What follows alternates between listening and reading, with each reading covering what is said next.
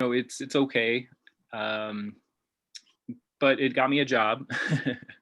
So I figured I would show you one and then kind of walk through what the different sections are. From there, what we can do, especially if you brought your own materials, I would really like to, form a breakout room or just actually walk through some of your stuff so that we can actually do this more workshop model. And of course, again, Dr. Sampson, I can't thank you enough for being here. I think for those of you, most of you know Dr. Sampson pretty well, but I know a few of you are newer, might not necessarily have spent as much time with him, but he used to be the dean here at St. John's as well as at several other places. So he has reviewed like probably thousands of CVs and cover letters before and can really speak to what somebody is looking at when they're reviewing this. I've done my fair share of search committees too, so I will walk through a little bit about the other side of it, like what I'm looking for when I am reviewing them and kind of what my first reactions are as well. But again, this is just my opinion. Dr. Sampson's going to give his opinion. Everybody has to find their own fit and style, and they don't work everywhere, but we'll kind of talk through those today. So before we get started, do you have anything that you really want to be covered or any expectations for tonight?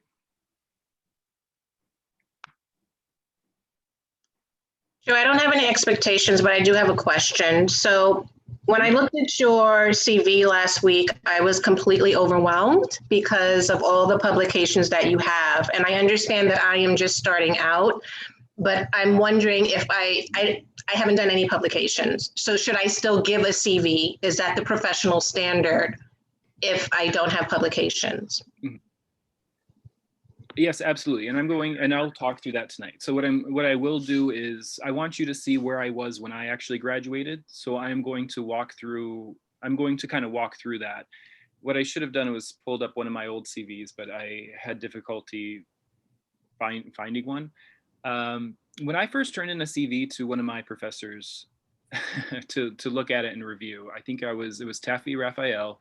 So she's, one of the literacy experts, did the QAR stuff, was at the Center for Reading for years. She's, she was at UIC where I graduated from for a very long time. And I asked her to review my CV prior to graduating when I started applying for jobs. I think she pretty much just clicked delete and sent it to the trash bin. She sent me hers and she said, fill this in with your stuff. Yours was bad. And she's very honest. And so, I basically kind of took what she had, and kind of started to build mine off of it. And of course, I made tweaks and modeled it depending on the job and whatnot. But the only reason I really gave you mine is because it's what you should kind of be thinking and aiming for in 7 to 10 years, right? I've been in an academic position now for 7 years. So we can look at mine and scale it back 7 years, which I'll do and show you when I walk through it, and look at kind of where I was in grad school. And you'll see that I wasn't very far off from where most of you are. I didn't have a ton of publications. I kind of got a little bit lucky and had 2 coming out of grad school. And that was partially because my advisor needed to get tenure. And we talked about that last week, and he was stressing out. And the university gave him help, and the help was me. So I kicked out a couple of papers for him by building in theoretical frameworks and brushing them up. And so we co-published them. It was really his work, right? But I did a lot of the kind of writing and some of the thinking and framing of it. And we were able to publish together. So walking out of graduate school, Amelia, I wasn't, far off from where you are. I didn't have any of my own publications, but we'll talk about that. Dr. Sampson and I can both give a little bit of insight into some of the things you can do to build the CV. So apart from just writing it down on paper, what you could be doing in real life to build it, right? So we'll walk through that as well. Thank you. Thank you for that. Yeah. So again, when you're talking with, me, an associate professor, and Dr. Sampson, somebody who's been doing this for a very long time as a full professor, it's not lost on us that your CVs are not going to look like ours. So I'll show you that, right? I'll walk through it and delete everything that I've done since I was an instructor to show you the different ranks. But good question. All right. You want me to go ahead and jump in and get started? I'm looking to the facilitators here. Sheila and Jessica, yeah, we're good. All right, so I'm going to go ahead and share my screen. I'm not going to do a major PowerPoint today. I just want to do some brainstorming with you before I get started. So let me go ahead and present this. Let's see. It'll take a second. Okay, so we're just today again. We're going to build a CV, but we're going to kind of do a little bit of brainstorming first. So I'm going to review from last week. Oops. All right.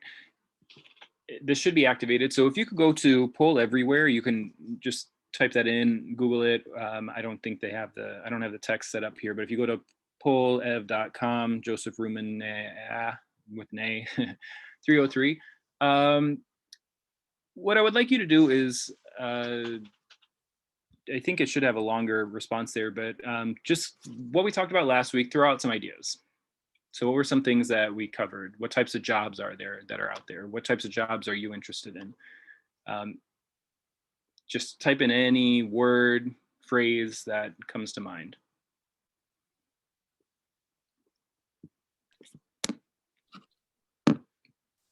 Just kind of. Hi, Dr. Rumenas. Mm-hmm. Sorry, I'm on the road now, so I can't respond by writing anything, but in maybe in the next 25 minutes, I'll settle down. Okay, thank you, Envy. Yeah, we will. That's fine. I mean, we look forward to you contributing when you can. But I'll read these out. I'll read these out to you so that you can hear them. All right.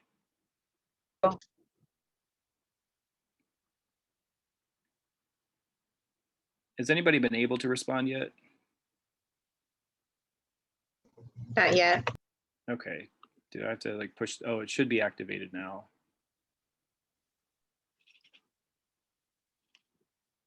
Maybe.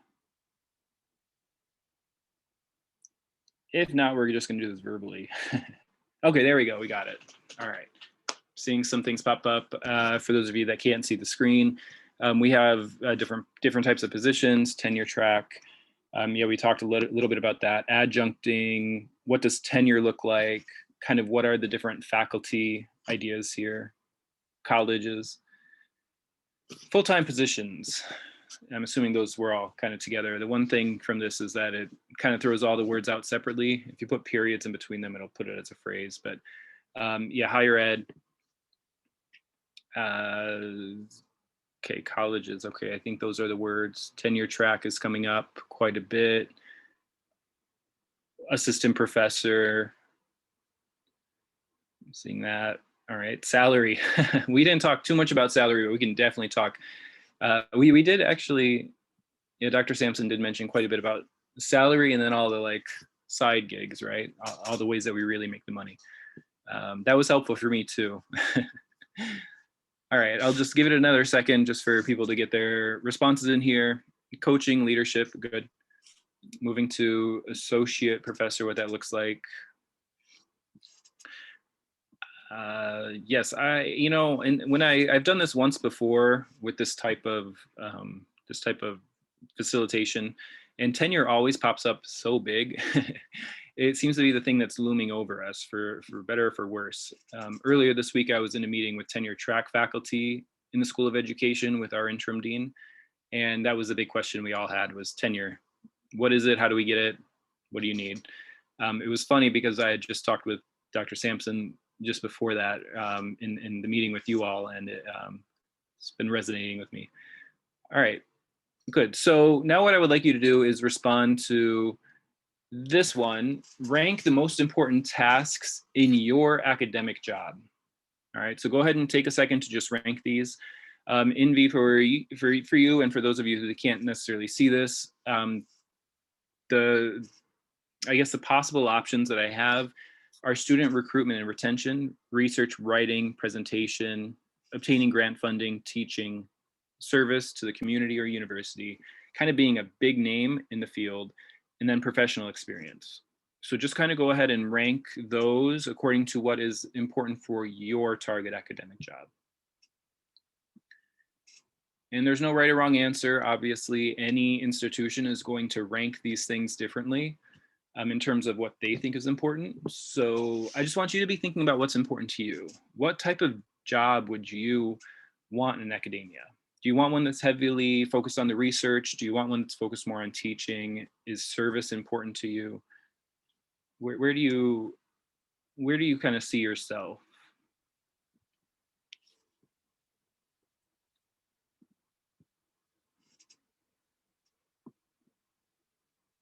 Okay. I'm not sure if this shows me exactly how many people have responded, but so far teaching is first, service is second.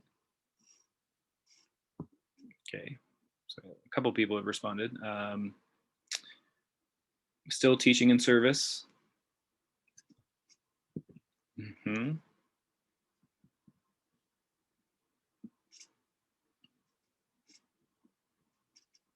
All right. And then becoming a big name is not super popular here. Research is ranking pretty high up there as well. So teaching, service, research, service to the community specifically. That's pretty typical of most teaching universities, research universities as well. Put a lot of something like St. John's, a doctoral research institution, puts a lot of focus on teaching, and that's to be commended, I think. Service to the university obviously is going to be huge in most positions. So this is good. I'll give it just another minute or so. So if you want to complete your ranking, I will read them off in just a moment here for those of you that can't see at the moment.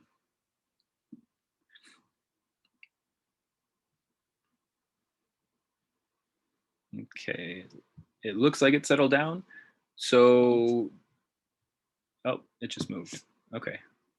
All right, so based on kind of the responses, what it looks like is we're seeing teaching is kind of, for however this is calculated, the majority of you, teaching is the first, kind of first most important thing.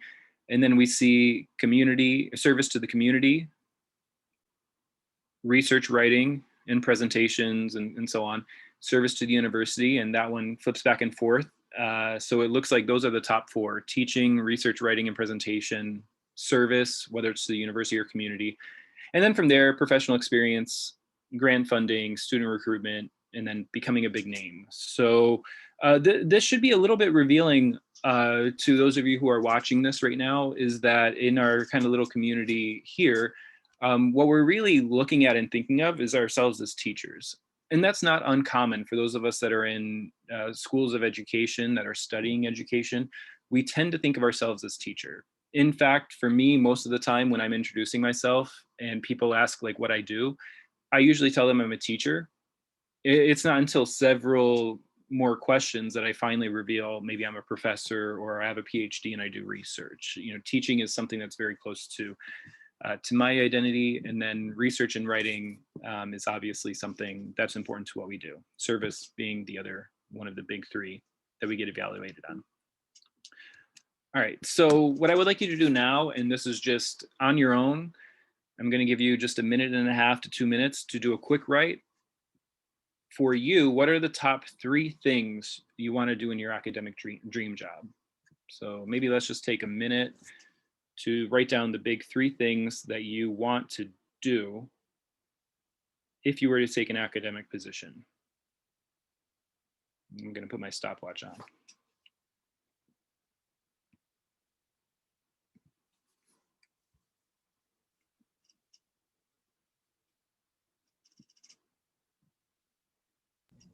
Should we put our responses into the chat box, or is there an additional prompt in the poll? Well, I was actually thinking just on a piece of paper, but chat box would be great. Okay. Yeah, I was going to have a couple of people share out, but yeah, the chat box makes a lot more sense. So go ahead and put that in the chat box and I'll open mine so I can read what you're writing. Thank you. Yeah, I didn't have time to make all the polls.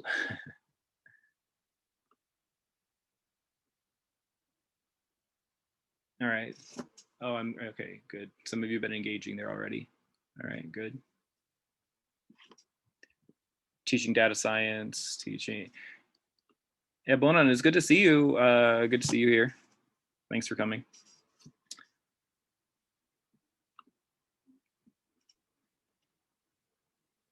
Mentoring and growing new teachers. Very nice, Amelia.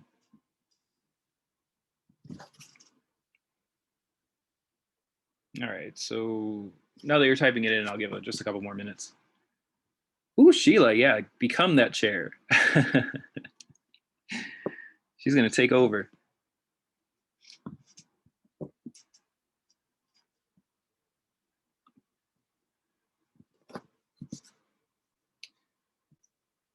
Children's lit, okay, help recruiting, retaining Latinx teachers, good. Thank you, Priscilla, Jessica, help students. Contribute academic programs, working in mentoring other educators, teacher mentor, good. Jessica and Marlena as well. Teaching, mentoring, publishing, presenting. I love presenting. I love talking in front of people. So if you put me at an academic conference, I can't wait to start talking. By the way, if anybody's coming to LRA, hopefully I'll see you in person. AERA, if you plan to, for those of you who are working on dissertations, you have about, or have completed your dissertations, if you do want to go to the American Educational Research Association, AERA, it's going to be in San Diego next, April or May, I can't remember the dates. Those proposals are due in 12 days. So just as a heads up. All right, Suzanne, special education, culture responsive teaching, present. So teaching, and presenting, good. All right. All right, so I'm going to move to this slide here, and what I would just like you to think about, and you can open your, I guess we can talk through this a little bit, is I want to talk about kind of gaining experience, and some of this is going to apply for those of you who are in the program now, just beginning, some of you who are well on your way and on your way out, and some of you who just finished recently, right? And Amelia, this gets to the question that you asked, right? Like, my CV doesn't look like an associate professor, so what do I do? What I want you to think about, and what we're going to talk a little bit about today, is how are you going to gain this experience? So I'm going to talk through a little bit about kind of high yield and low yield, high investment and low investment activities. And of course, Dr. Sampson, feel free to jump in here as well about things that you would want to spend your time doing. So, but this is more, we're going to talk about this as we go today. But what I would like to do is just kind of provide a little bit of kind of a framework to think about these things. There are things that you can do that are going to, yes, count a lot on your CV when people are reviewing you, but they're also very high investment.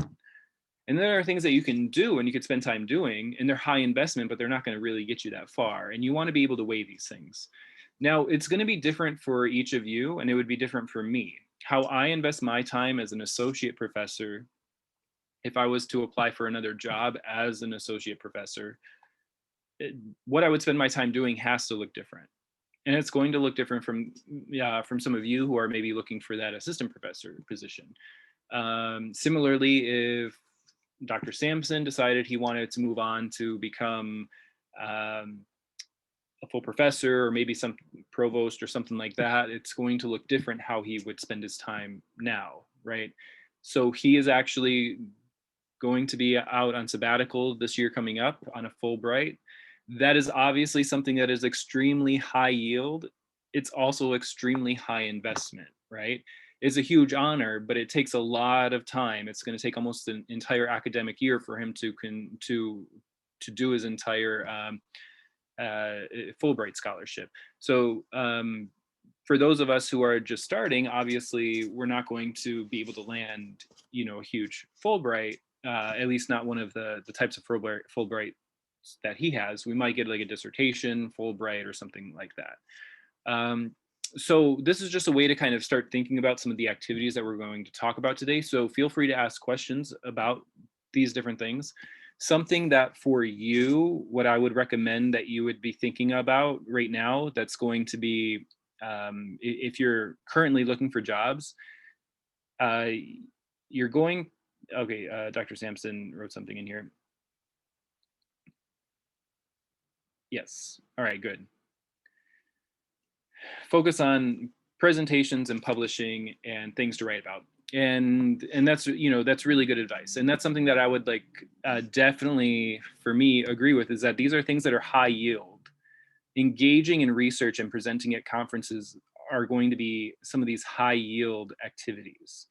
Um, Now, the investment that's going to take place here is going to kind of depend on what you're doing, right? If you're going to kick off and start a huge new grant project, that's obviously going to be high investment. It's going to take a lot of time and consume your life. It's also going to be high yield. At your level, presenting at something like AERA is probably middle investment. For those of you who are working on your dissertation or who have recently completed your dissertation, you already have data, you already have something to present.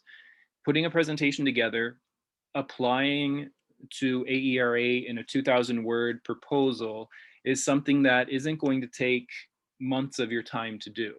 It's going to be a little bit more lower investment, but it's going to be extremely high yield when you're looking for jobs. You're going to, as Dr. Sampson pointed out, you're going to meet people in your area. So if you apply to say the American Educational Research Association, and you're focusing on their teacher education strand, you're going to meet a bunch of other people who are doing teacher education.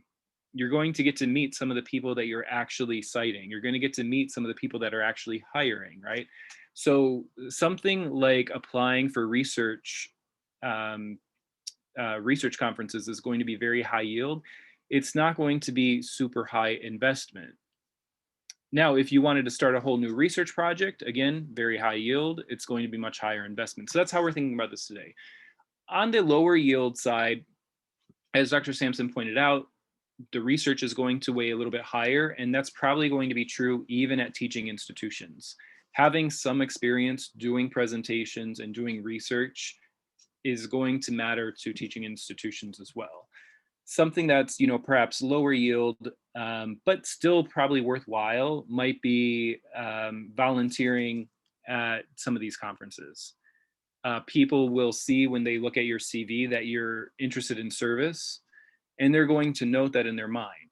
It's not going to necessarily make a huge difference in the end when they're reviewing the CV, but what it's going to do is keep in mind, if I, as somebody who's reviewing your application, see, and I'm involved in the Literacy Research Association, if I see that a graduate student's applying for an assistant professor job and I see that they were involved at volunteering for their local or for the graduate student special interest group or something like that, I'm noting that. It's going to stick out in my mind that this is somebody who actually cares about the field and cares about my organizations. So even though it's not going to necessarily put your CV over the top, what it's going to do is allow me to make this connection with you and say, oh, you're involved in research organizations. You did some service. It didn't take all of your time, so it's low investment. It's maybe low yield because it's not the thing that's going to be, I'm hiring that person because of this, but it still could be something important. So we're going to talk about some of those things to how to gain experience in these different areas. As, I was going to edit this as we go, but I really kind of want to jump into the um, well, actually, Dr. Sampson, let's maybe you share a little bit here. What would be some like good high yield research activities that you think that students should be pursuing? I'm just going to type these out as you talk. Okay. Well, first of all, I think that many universities have internal grants, and these are used to get assistant professors some money to do research. In my first university job, I earned, it was like $10,000 grant, and I was able to hire some graduate assistants. I was able to do some research on second graders reading different types of text. And that paid off handsomely because what it did, it allowed me to have data. It allowed me to present that at International Literacy Association, NRC, which was Literacy Research Association at the time. And it allowed me to meet a lot of different people. And so if you have a grant, uh, it goes on your CV as a grant, which is good, but it also gives you the ability to do real research and to get your feet wet doing that. So I think that's good. Uh, it's also good to begin putting articles out. Some of them just be maybe thought pieces. The reading teacher, for example, has a section for teaching strategies that are not research based, but it's your opinion, talking about a strategy that might work well in the classroom on literacy. So I think it's really just writing and getting your ideas out there. As I shared with the group last week, Pat Cummingham, who has over 500 publications, says that sometimes she will put a piece out and it would be rejected 3 or 4 times and accepted. And so don't expect success when you send something out. You're always going to be that. And also, I share with uh, people writing dissertations. You're thinking, well, I'll finish this dissertation, and then the professor's not going to be telling me what to do. It's not that way. I've been in the field 40 years, and every time I send a manuscript out, the editor sends feedback and says, you need to change this, you need to change that. So you're always going to do that. That's part of the process of being published. Uh, but in terms of gaining experience, going back to the topic here, uh, I think Joe is right. I think that presenting at conferences is a key part of that because that's when you make friends with other people. For example, I started my career in the 1980s, and emergent literacy was just starting to explode. And I had a grant, and I had done some work with Yetta Goodman at the University of Arizona on print awareness, kids reading cereal boxes and environmental print, that type of thing.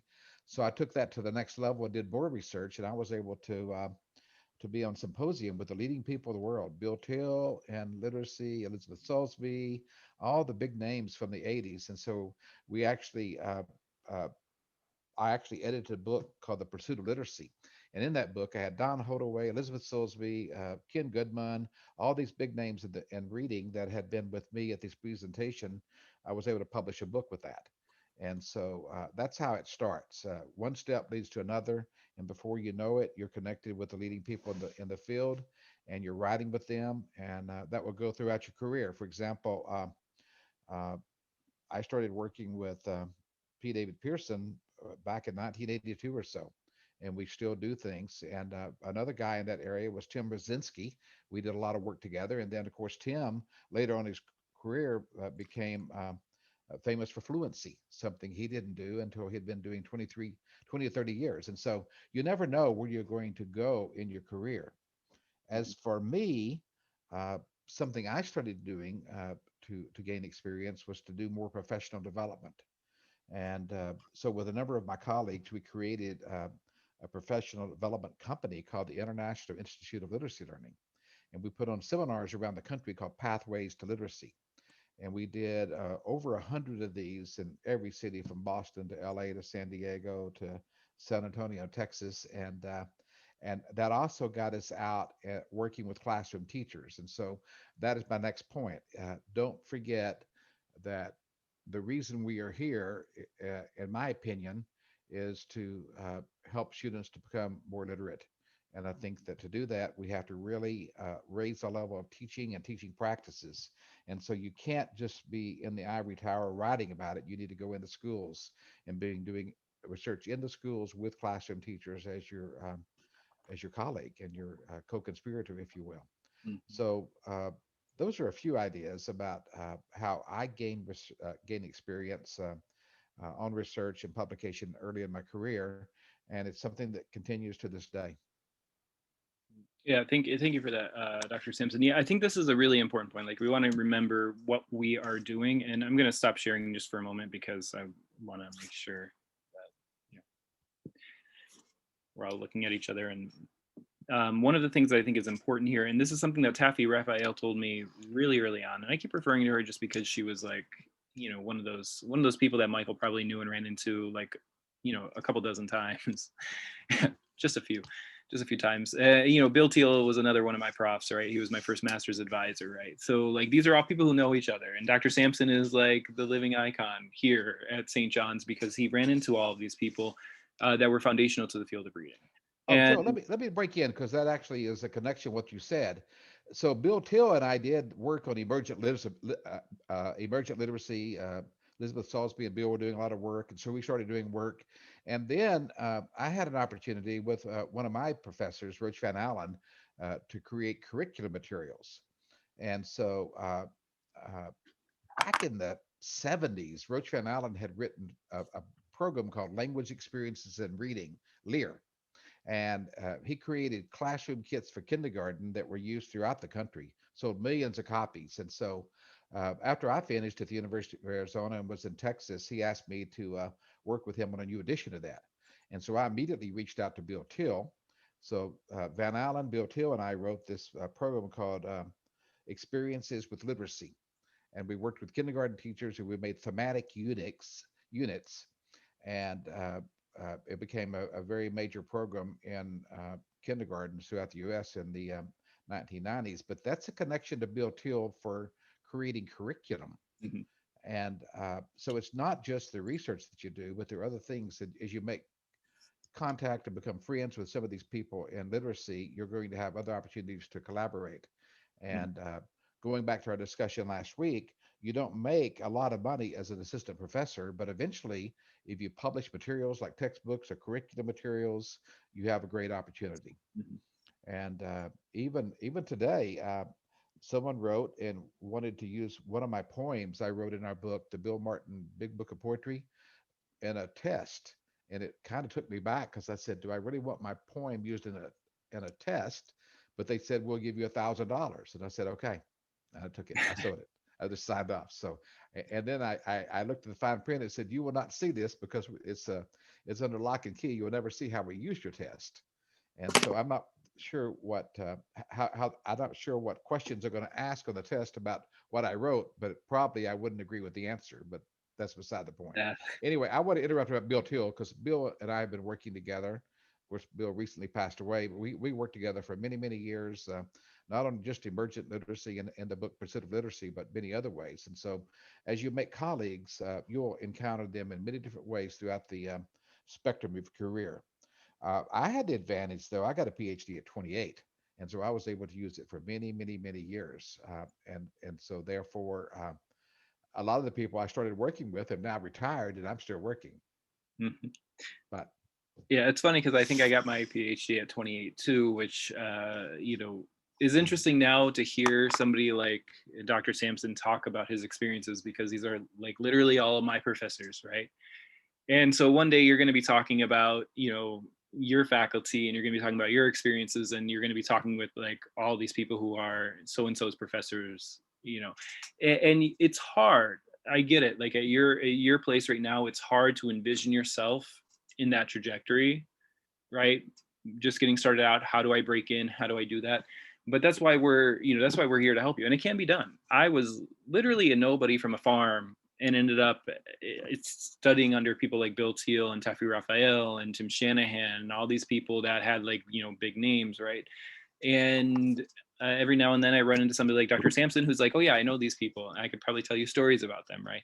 So but Taffy Raphael, who again was a very big name in the field and studied with and worked with several different people, kind of came in the field of reading research at a time where there was a lot of innovation happening, right? And Dr. Sampson as well came in at a time when in the 80s was and as for those of you who have taken some of the introductory classes, if you remember back, a lot of major stuff was happening in the 1980s. And so a lot of the people who were studying, reading research, people knew each other. And these are people who kind of founded subfields of literacy. The same is true for you. It's just that, project yourself a couple decades in the future and you'll see that the same is going to be true for you as well. Anyway, we digress a little bit, but only because this is like interesting. It's kind of interesting how these things tie together. Taffy Raphael recommended that for every publication in education that you do, you should really be thinking of two different publications. And this gets to Michael's point, right? You should always be thinking about how are you going to reach practitioner audiences. Now, that is not true for every field of research. Sociologists are going to write an article and it's going to stay in some sociology journal. You're going to write an article for a educational research journal, and you should be thinking about how can I translate this for practitioners? And you're going to write to your state reading journal, or you're going to write into the reading teacher, or you're going to write to some practitioner book.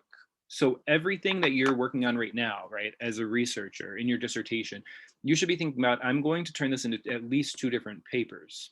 I'm going to be, one, moving into that research lens, and this is a research audience and a research paper. And the other one, this I'm translating into practice.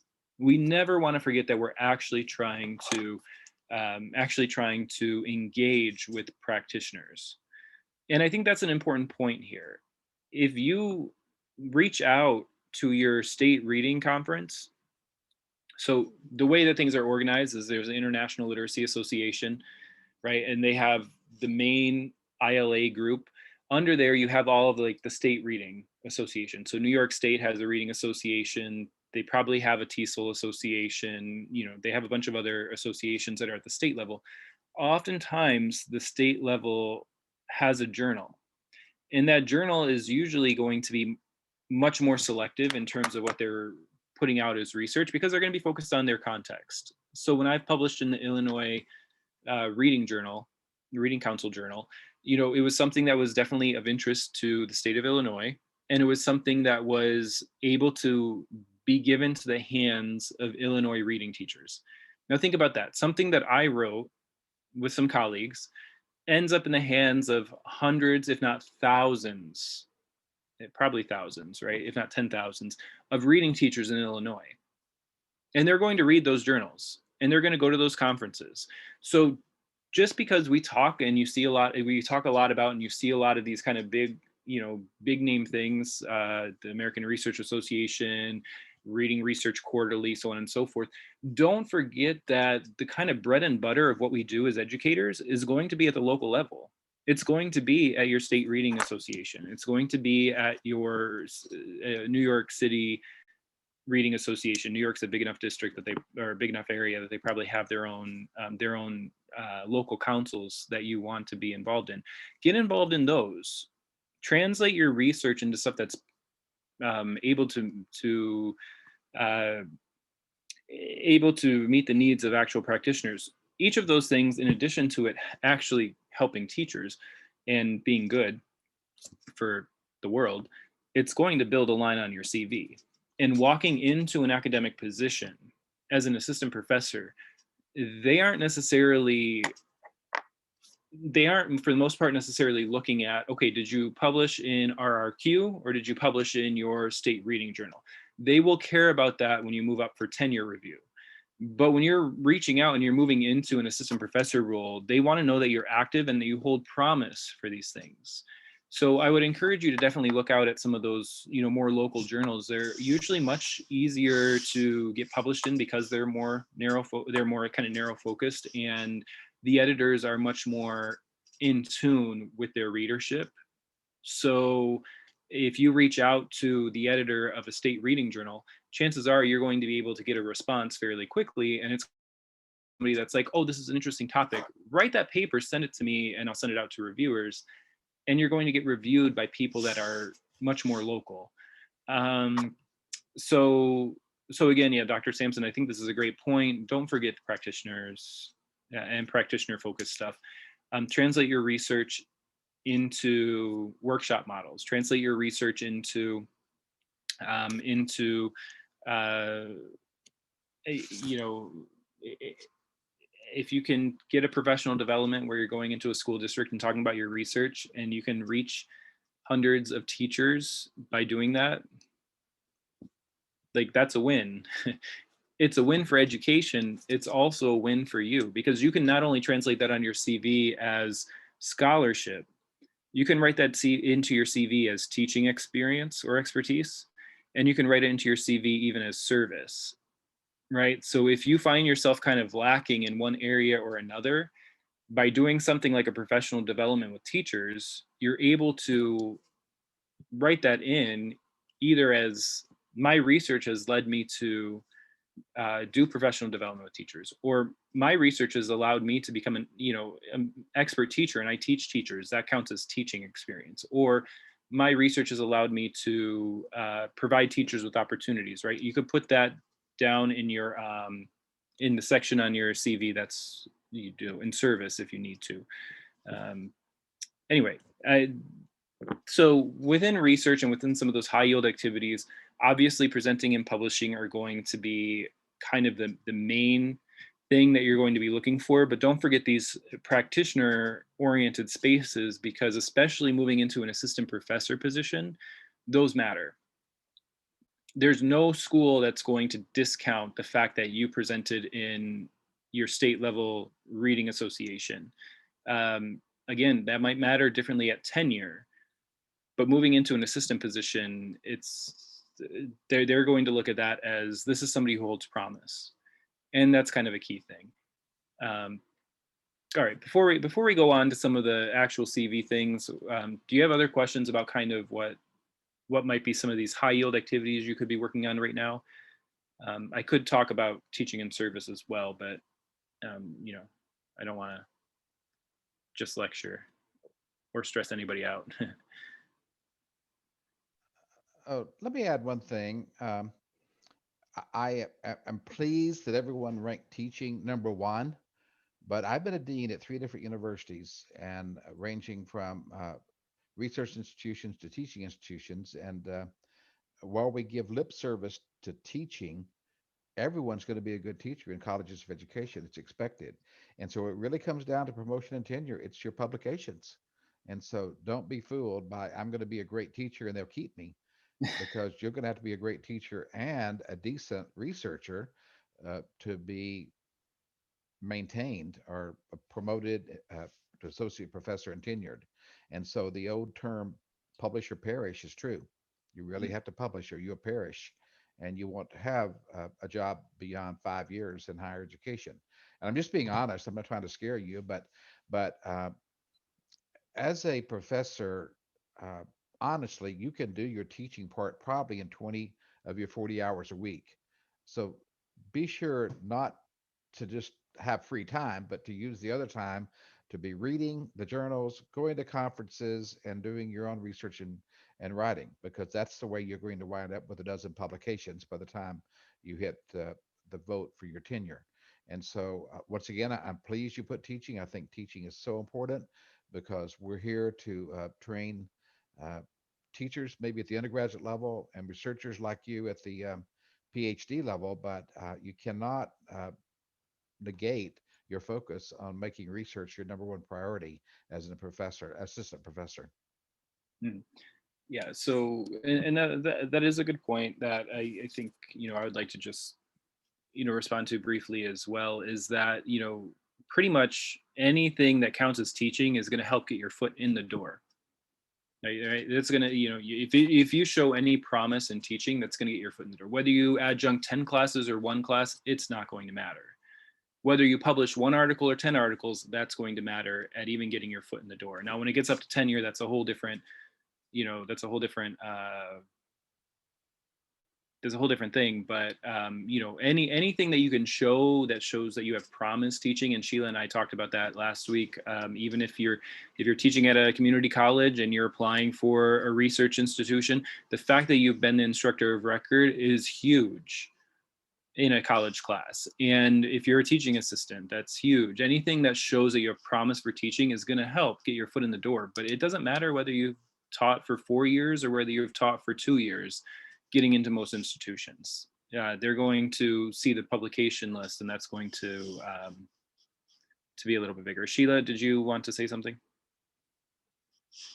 Ask something. I have a quick question for both you and Dr. Sampson. Sure. I noticed that a lot of research papers, sometimes even if people at your level, they may have someone that just started out as a 3rd or 4th author.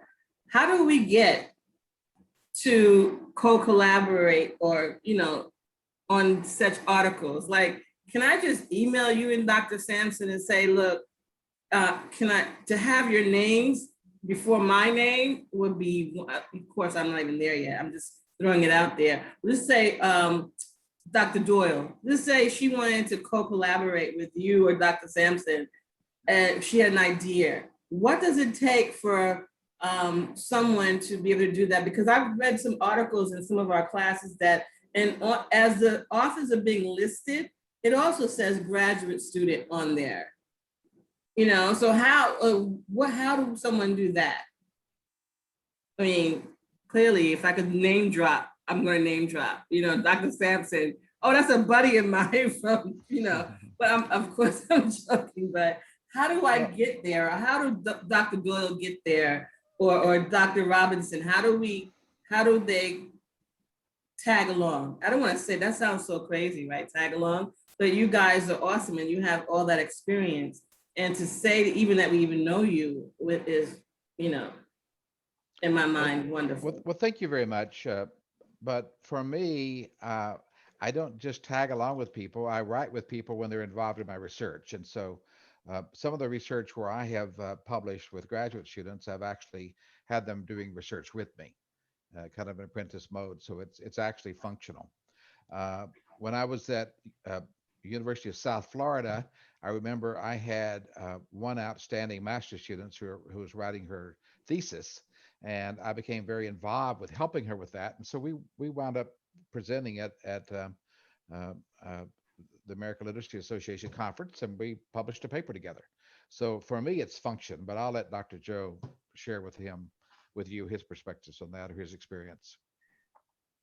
Yeah, you know, I would say, of course, you know, I completely agree with Dr. Sampson. A lot of this comes down to when we have shared research interests, right? So if somebody that I saw working on research that was very similar to mine, and I was like, oh, this is a graduate student, hey, I have some stuff that you might be able to, you know, help out with, right? Now it helps me out because, you know, it's a lot to write, like it takes a lot of time, it takes a lot of energy. So to have somebody to collaborate with who knows the area, knows the field, and is actually contributing, you know, is definitely helpful. So sometimes that does come through kind of the invitation. To back up a second though, and the way that academics is usually organized is if you were at a research one, quote unquote, institution, and you were a full-time student, quote unquote, this means that you gave up your entire life to dedicate to academics, right? So when I was going through grad school, I had no other job. My entire job was to work on a research project that my PI or my advisor was in charge of. Right. And so it was a multi-million-dollar grant. I was funded. My tuition was paid for. I didn't get paid very much. I was like definitely living off of ramen and with like roommates, right? Like I was not living the best life in the world, but I was dedicated solely to learning in my classes and to research, which was working on his project. And I was able to siphon off a piece of his project for my own work. So the reason that I published so much with my doctoral advisor is in part because I was very, very vital to the progress of his own research as I was working on his actual project. Now, in the case of St. John's, right, and for many of you, that's not necessarily the case. But it is the case that many of you do have research topics that are similar to what we're working on as faculty. So Sheila, if you came to me and you're like, hey, I noticed that you were working on this project, how you would know that would, who knows? We're doing a better job at St. John's of letting students know what we're working on. I've been pushing that this year of trying to make more space for that. But if you were to come to me and say, hey, you know, Joe, you're working on this, you know, I was wondering if maybe I can like collaborate with you. My research is looking at something very similar. Is there something we can do together? I would be like, you know, I'd weigh out my own time and stuff I need to get done, but chances are I would definitely consider it, right? Whether your name's first or my name's first, it would depend on, you know, what's going, you know, how, you know, what contribution it is. But I mean, the reality is when we publish as faculty with graduate students, especially for those of us that are pre-tenured, it looks really good, right? Like it looks good because we're not only showing that we can do research, but we're also showing that we can apprentice students along the way. So it does look good for faculty when we can show that we are training and apprenticing doctoral students as well. So it's definitely something, Sheila, that, you know, people could reach out and say, I noticed you're working on this. I would love to collaborate if possible. Or I have this thing that I'm really interested in. Are you working, is anybody on faculty working on these ideas? I know that, you know, Dr. Cook from time to time has worked with some doctoral students because her research, she has some grants that, that students have been able to jump on. Dr. Stewart has published with a couple of doctoral students as well, a couple of graduates.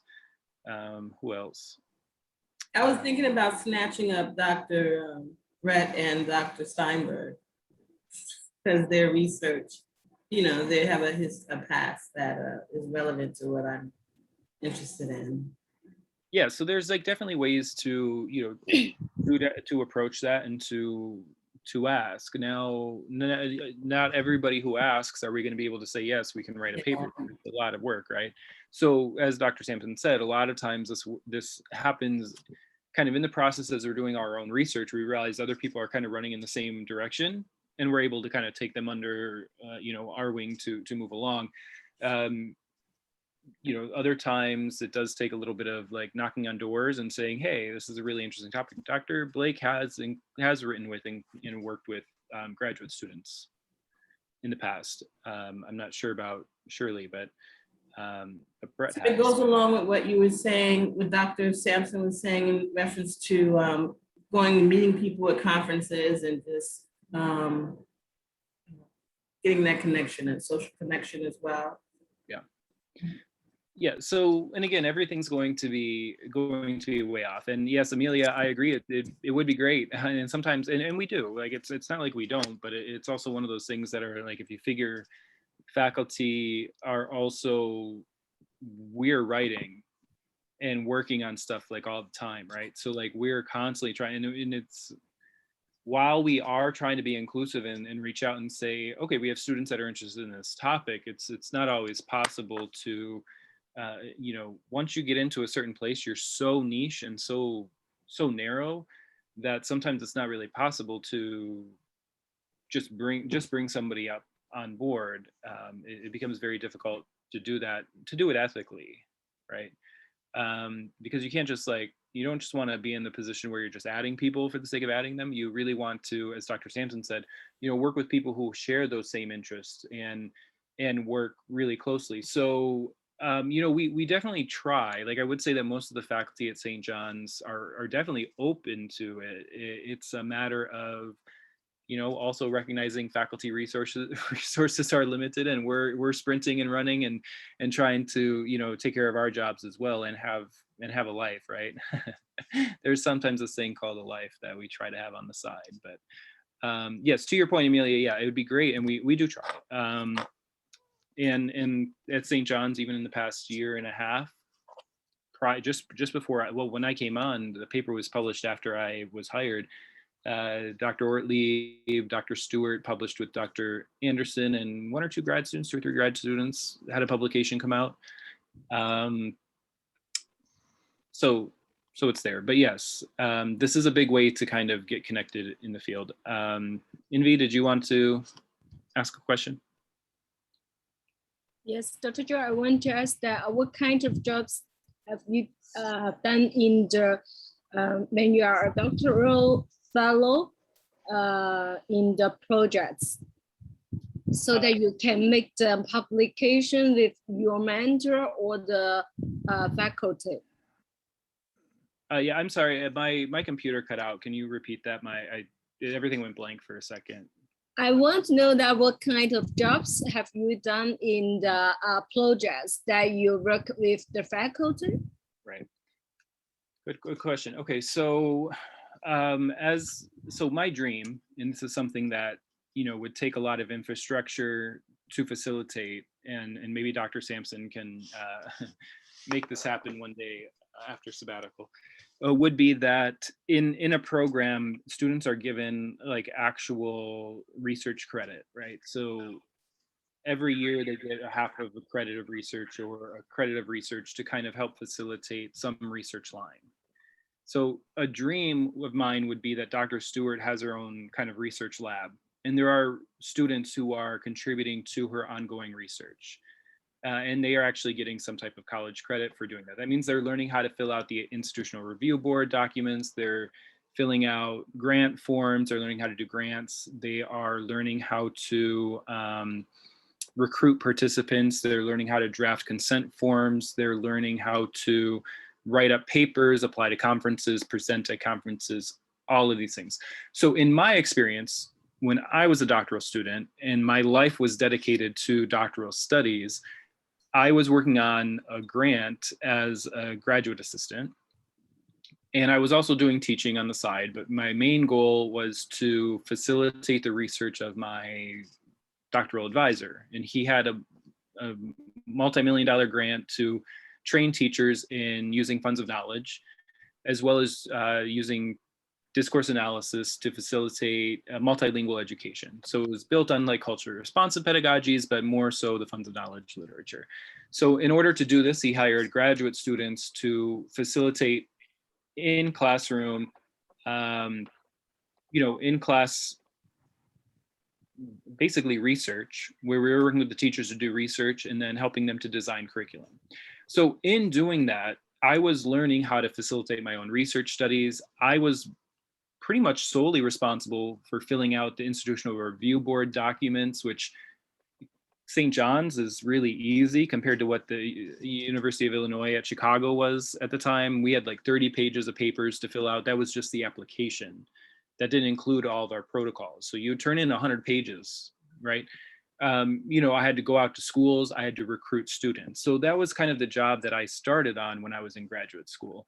Or probably my second year into graduate school, I got on that project. And then from there, I took over as a postdoctoral researcher where I coordinated the whole program, and I oversaw doctoral students and oversaw the program. So those are things that definitely at research universities you would be much more expected to do. At St. John's, we don't have the infrastructure of right now within the College of or School of Education. We don't have the infrastructure of major grant projects that we could hire somebody to do all of those different things. But those are kind of opportunities that in the past I've held. I can add one similar thing. When I was a PhD student at the University of Arizona, I did have a research graduate assistantship. The first one I had was with Patty Anders, who is one of the great names in secondary reading and reading in the content areas.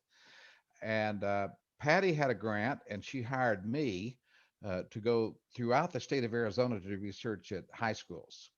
And what I did was go there and have kids read 3 different kinds of text, and she was doing analysis on it. So I had a great opportunity to be able to do research with a major figure in the field.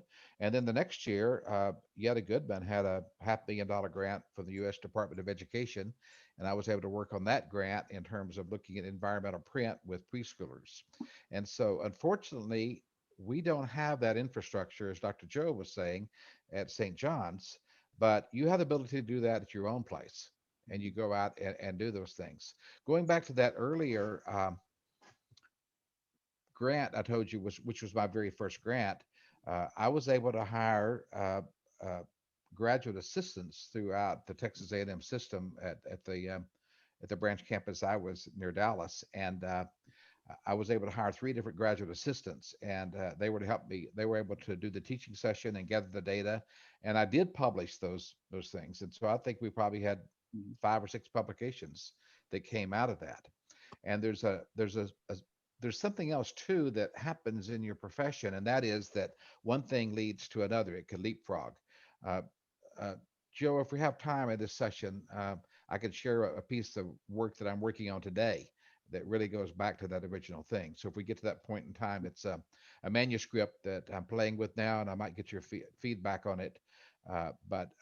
So everything is tied together. It's all interconnected, and that's what gives you power. It's not the isolated things, but it's the things that that connect with other colleagues in other areas of publication and where you publish things. Yeah, I am an RA in St. John's now, and I have do some assessment with the students, and then I was an instructor for an intervention group for a year, and then I do some transcription of interviews and something like that. But I don't know how can I publish and then with the mentor just now, as you said, collaborative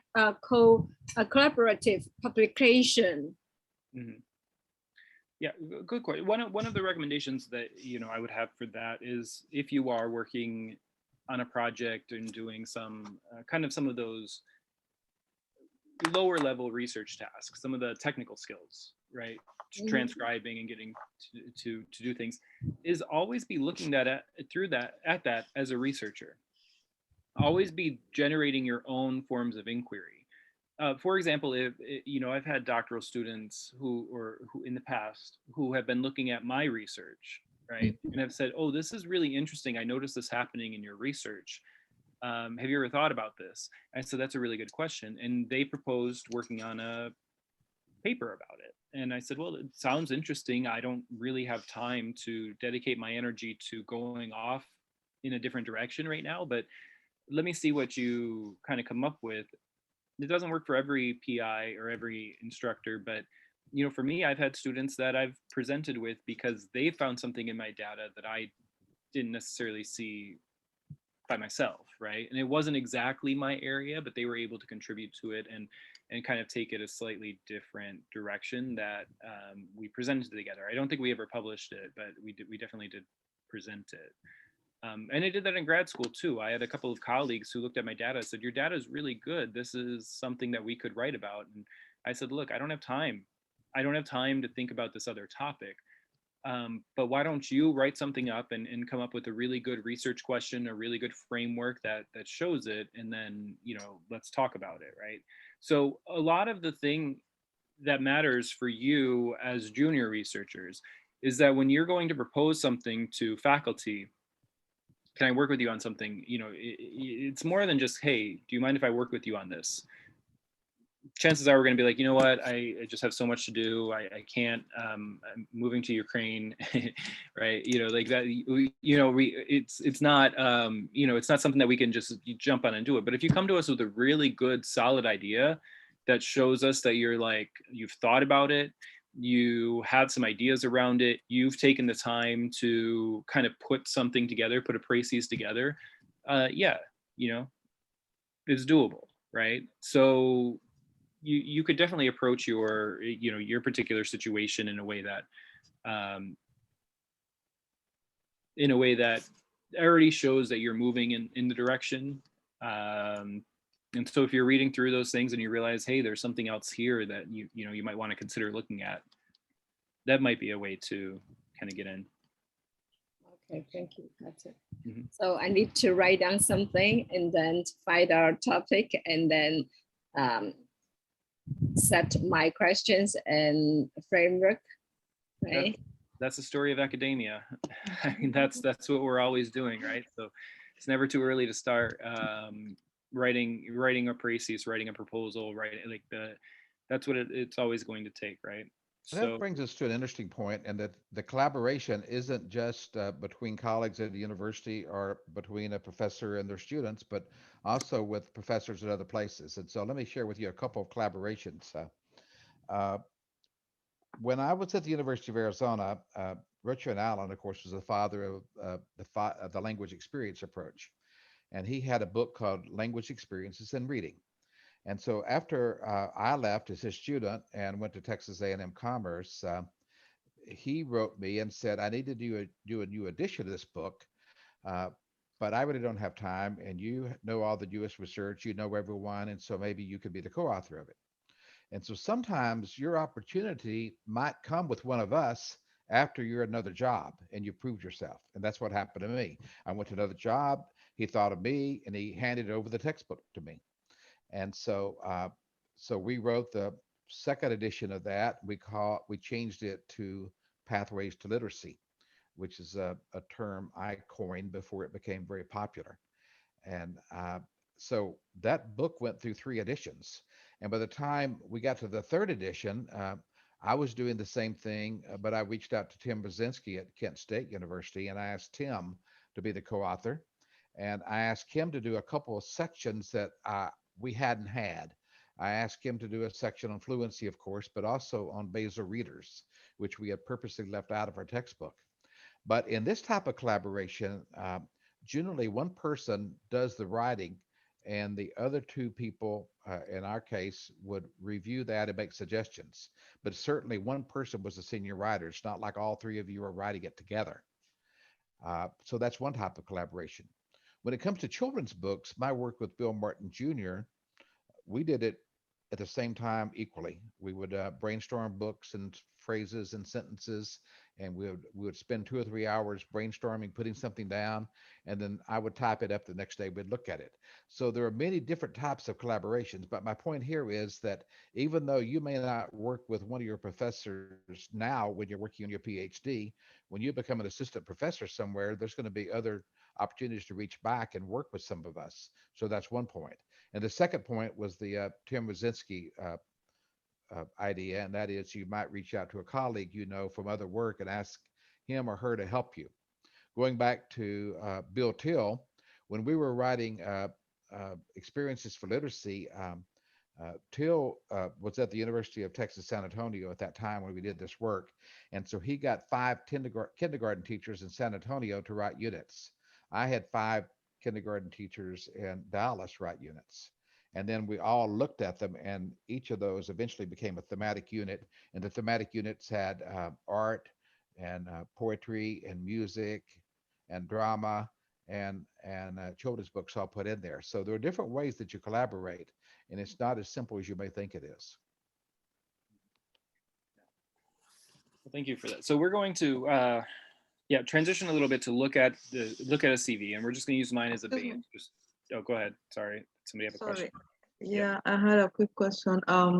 One is about writing. Now, when you're trying to do collaboration and then you encounter let me use the term undercutting.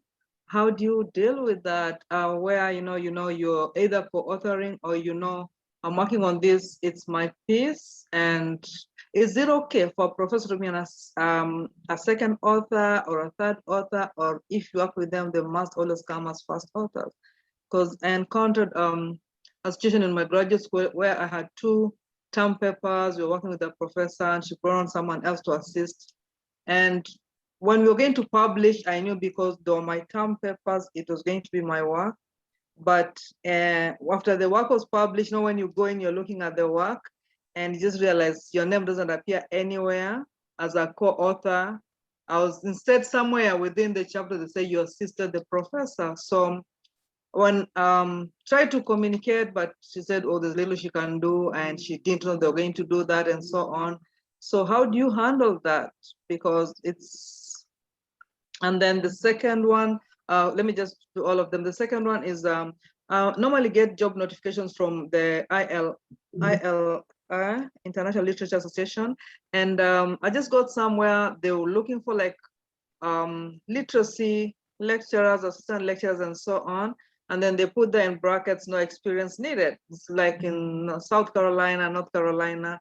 When they say no experience, is that something you can dash for, or you kind of put question marks? Because how do they not want any experience when you're talking of all the things they look out for them to be able to hire you? That actually came in like today, and I went on them. I'm like, wait. Dr. J, question 2, can you answer that? And maybe we could just do a whole nother workshop in the future on the publication part. Yeah, sure. The second one, I actually would have to see the job post. That's kind of weird to me. So I don't know what that means. No experience needed. I guess it would depend. I can. The first one has to do with research ethics. So it is actually unethical for somebody to steal your work and publish without it. And I know people who have done it, and it's terrible. So I mean, the answer to your response is it's unethical. Or to your question is it's unethical. What you do about it, sometimes there's really nothing you can do. It's unethical and it's bad, right? So I can definitely advise people at a different time on that, but okay. Because that's a really sticky situation. But let's jump in. That's one of the reasons we don't publish with students very often. I remember seeing one professor who had maybe 15 publications, but he put his name on every student paper. And I don't do that. We don't do that. In other words, the only way I'd ever write with a student is they reach out and ask me to. For example, my dissertation, was published in the Reading Research Quarterly, part of it. And that was our best research journal, and I guess it still is, Joe. But it was the top journal. But I actually reached out and asked my major professor to be on the article with me, so he was the second author. But generally, it means that you, the student, reach out and ask someone to help you with something when you get to the publication stage after it's been after your degree is finished. But I would be very leery of ever putting my name on someone else's work. I wouldn't do that. It's unethical, and so I think that's just a line that you don't cross as a professor. You do not take credit for the work that your students do. Yeah, most journals will have, well, I wouldn't say most journals, a lot of journals do have like an extensive section, and I know APA definitely does have an extensive section on publication authorship and what it means. So, and it does vary field to field, but anyway, yeah, a lot of ethics involved in that one. But, Sheila and Jessica can set up another meeting about that. I'm going to walk through now just a CV and the general setup of my CV. And of course, Michael or Dr. Sampson can jump in and talk about it. Feel free to jump in and ask questions. I'm showing you my current CV. So this is after 7 years on the job, right? So I can definitely take this and scale it back. And sorry, the formatting's off. It just transferred into whatever it's called, Google Docs, so the formatting is a little bit off here. Anyway, obviously most CVs are going to start out with the education. You would write up here 2021 PhD, St. John's University. The exact style doesn't necessarily matter. Most people do put their dissertation title on there. That's kind of what you're going to be known for. So it sometimes is helpful to actually say this is what my research is about, especially if you don't have a ton of research experience. Including the title there, I already tipped somebody off to what does this person do? Any other degrees or background that you have, you can put in there too. Mostly what people do here is going to be a quick, brief look at it to say, oh yeah, they have a PhD and this is where it's from, and maybe the field. It's a quick look when we're reviewing CVs. And what I'm doing, honestly, and I don't do it intentionally, sometimes I do it intentionally, but usually it's just comes by sight, is I'm looking for my people. So I know that stuck out to Dr. Blake when she saw University of Illinois at Chicago. She's like, oh, that's from my school.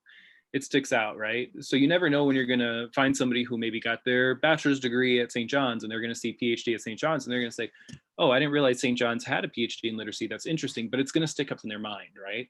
So, you definitely don't discount that the educational background is something that matters. St. John's is a respectable institution. It's going to stick out there when somebody sees it. You most likely will not have academic appointments at this point here, but if you've been like when you graduate, if you take a postdoctoral position, you might want to put that on there. If you teach at a community college or if you teach at another university, you can definitely put that on there. You probably wouldn't necessarily put on there adjunct at this point, academic appointments or positions. You probably wouldn't put in adjunct roles, but it depends what school you're looking at. If you're looking at like a heavy teaching institution, you might write that up here so that people see you're considering yourselves like a teacher or instructor. But for the most part, these would be for formal positions. Obviously now I would have revised this to have St. John's. So I guess this was the one I applied for. The next section, and this is going to change depending on whether you're going into a teaching institution or into a research institution. If you're going into a teaching institution, obviously teaching is going to come first. So you need to have at least 2 CVs. I have 2 CVs. When I was looking for jobs and I was applying to institutions, that did not have a PhD program, teaching came first. And that was pretty much true throughout my career. Unless I was applying for a research position, the teaching, definitely came first. Most of the time, and what I wanted to do was research primarily. So research obviously came first. And then we kind of organize this along the spectrum of publications, presentations, grants, and then projects, because you want to make sure that you're including these. Taffy Raphael recommended that I had something like this because at the time, my CV was a little bit thin. So she wanted me to explain kind of what is your research about. A lot of and you can definitely tell when somebody cares about research is they'll include a short paragraph, a couple sentences. Some people include a chunk of what their research is about here. It's almost like a précis for their research line. For a faculty line that's in a research institution, what we care about is that you're going to be able to come to this institution and you're going to be able to work hard for several years to get tenure, and then you're going to be able to work hard to become a really stellar professor that everybody's going to want to come and study with. That's really what we want to know. So when we see somebody that writes in here, my research, and you write your topic and it's very clear and you've laid out for us your research trajectory, that matters. You want to be brief because you don't want to take up pages and pages, but you want to include something here that shows what are your areas of interest. I change this for every single job I apply to. If I applied to St. John's, which was a literacy place, I threw in the word literacy. I applied to St. John's, it's in New York, I added urban education. I do these things. All of my research is founded on language ideologies. I do all this social and linguistic stuff, specifically in urban education. I'm, studied in Chicago. But those are two things that I would change depending where I apply to. Research in literacy, curriculum development, and design. I'm not going to obviously put literacy if I'm applying for a TESOL position. Critical literacy, right? Again, these are things that I put in there based on what position I'm applying for. So your section here, what your main research topics are, you need to tailor for the institution. Now, one of the important things is you want to make sure, and again, I talked about this last week, you should know who is on that search committee because you should know the department. You already know who's in that department and you should kind of see what are they focused on. If you have somebody who's a senior professor and they're focused on urban literacies, chances are they might be on the search committee. If you do anything related to urban literacies, you might want to kind of include that. I would change these words around if I knew that there was probably a professor reviewing my application. I look up everybody when I'm applying for a job. When I move into publications, generally you organize this on books, peer-reviewed articles, so on and so forth. When I graduated, obviously I did not have this book. This was actually done after my dissertation was completed, but I've since completed it, so it's there. The peer-reviewed journals. If you scroll down to where I was when I graduated, I had 2. These were the only 2 that I had published. Both of them, you see my name second to my doctoral advisor. Those were the ones where, my doctoral advisor had money to hire me for his tenure protocols, and I was able to, really work with him and get some of his research into publication shape. So these were the only 2 research publications I had coming out of grad school. The rest of this, which isn't necessarily a ton, were 5 articles that I worked on after graduation, some as a postdoc, some as a professor. There's a few that aren't here, but these are all based on stuff that came from either my dissertation or projects that I did right after graduate school. Sometimes you'll be invited on articles. This obviously happened much later, but it's very possible that you would be invited, especially if you're involved in like LRA, ILA, AERA. You might be invited to be a part of a research article. Stephanie was, in this case, she was a graduate student. And she came to all of us as kind of junior professors, and we got talking about issues about social justice. And so we wrote a paper and brought Stephanie on. She was the one that came up with the idea. And so we said, well, it's important that she is a graduate student. She came with the idea. And we said, let's work on something together. So that was a situation where, as Dr. Sampson was saying, this was all cross-collaborative from different institutions. All of us came from different institutions, and it came from being involved in a research organization. Joe, what does invited article mean?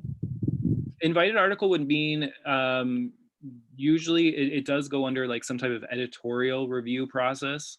but usually it's not necessarily blind peer review. So in a peer-reviewed article, what this means is I went to a journal and I said, I'm going to submit to Language Awareness, and I send them my entire manuscript. It goes to a blind reviewed process and then gets published. That's the typical way. An invited peer review would be where maybe the editors came to us and said, hey, we're really looking for somebody to write about this topic. In this particular case, Marcel Haddix, she was the president of LRA at the time. She came to us and knowing that we had been taught, she was involved with us talking about this. She said, oh, I know what you all have been working on. She's like, I would like to see you publish that in LRTMP. And so it was invited because we didn't necessarily, send this out ourselves. The editors, or in this case, the president of the organization, had invited us. And that does happen occasionally. Sometimes, there are other ways that Evan, when he was on things, he also would sometimes invite people to work on articles. Dr. Ortlieb, I published a couple of things in his books, right? And so depending on what book it is, it was either something that there was a call out there that I submitted separately and hoped that it was reviewed, or it was something that he says, hey, Joe, this is a topic that you know about. Can you write an article for this book or for this journal? So first you need to get the invitation before you write the article, right? Yeah, for invited articles, yeah. But again, those are going to be, those are things that you get involved in when you work with people, right? So when you go to these organizations, you'll be sitting with editors of the journals. I mean, I know dozens of editors of journals out there, right? And that's because I'm involved in these organizations. And then they'll, from time to time, invite somebody to write an article there. Okay, thank you. Sometimes you might title this, so I have peer reviewed up here. Sometimes you'll title this non-peer reviewed or editorial reviewed or something like that. In that case, it could be something like what Dr. Sampson was talking about earlier. Maybe you submit to a section of that's not a research section necessarily, but is like Voices from the Corner or something like that, that's more practitioner oriented. You could write that in as non-reviewed article or something like that. Some of those are still reviewed, by the way, but that's where that goes. Book chapters, oftentimes calls for book chapters come out. If you're on a listserv for a particular organization like the Literacy Research Association, you'll oftentimes get this thing that says we're writing a book. The book's on the gradual release of responsibility. We're looking for submissions. And then you write, oftentimes you're writing like a proposal. Maybe it's 2 or 3 pages of a proposal that you're sending in there. And then you can, and this is actually fairly frequent. A lot of graduate students, this is going to be your first publication. Is going to be in something that's a book chapter. Sometimes those are peer reviewed. Sometimes they're just reviewed by the editor of the book. Sometimes they're not reviewed at all. But some of my early work here, 2015, when I was an assistant professor, came because I saw something in here, Video Research and Disciplinary Literacies. Taffy Raphael said, hey, didn't you do something about this? You should think about submitting here. She also sent this one here. She said, hey, didn't you do research in Chinatown? She's like, you should write something for up here. So these became ways that I was able to, contribute to research and get a publication record. And that's partially because my doctoral research team, people that were on my dissertation committee, said, hey, you should consider this. So take it seriously when we say, hey, you should consider applying for AERA in 12 days, that maybe you should apply for AERA because, a lot of times that's how we're trying to tell you this is something you should be interested in. Sometimes you think it's, too much, but almost all, this publication, the one in Understanding the Hearts and Minds of Chinese Heritage Students in North American Schools Beyond Test Scores, And these first two at the bottom here that were published in Video Research and Disciplinary Literacies, those both came about because I had a professor that sent me a call for submissions to book chapters, a call for proposals. I submitted proposals not knowing if I would get accepted to write the chapter. Once the editors look at these proposals, they kind of pair them up and they say, okay, this would make a good volume. They then ask you to write the rest of the chapter. So for these three, I didn't have the entire chapter written when I applied for those book chapters. Some of these others I did, but for those three, I didn't. Joe, And I that- have a question. Mhm.